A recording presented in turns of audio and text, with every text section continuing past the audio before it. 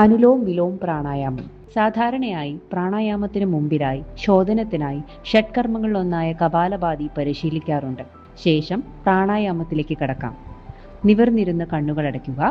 വലതു കൈയുടെ തള്ളവിരൽ കൊണ്ട് വലതു മൂക്കടച്ച് ഇടതു മൂക്കിലൂടെ ദീർഘമായ ശ്വാസം എടുക്കുക. ഇനി ഇടതു മൂക്കടച്ച് വലതു മൂക്കിലൂടെ ശ്വാസം പതുക്കെ പുറത്തുവിടുക. ഇതേ രീതിയിൽ വലതു മൂക്കിലൂടെ ശ്വാസം എടുത്ത് ഇടതു മൂക്കിലൂടെ വിടുക. ഇത് 5 മുതൽ 10 മിനിറ്റ് വരെ ചെയ്യാം. തുടക്കക്കാർക്ക് അനുലോം വിലോം പ്രാണായാമമാണ് യോജിക്കുക. കുറച്ച് പരിശീലനങ്ങൾക്ക് ശേഷം നാഡീശുദ്ധി പ്രാണായാമം പരിശീലിക്കാവുന്നതാണ്. നാഡീശുദ്ധി പ്രാണായാമത്തിൽ പൂരകം, കുംഭകം, രേചകം എന്നീ 3 ഘട്ടങ്ങളുണ്ട്. ശ്വാസം ഉള്ളിലേക്ക് എടുക്കുന്നതാണ് പൂരകം. ശ്വാസം ഉള്ളിലടക്കി നിർത്തുന്നതാണ് കുംഭകം.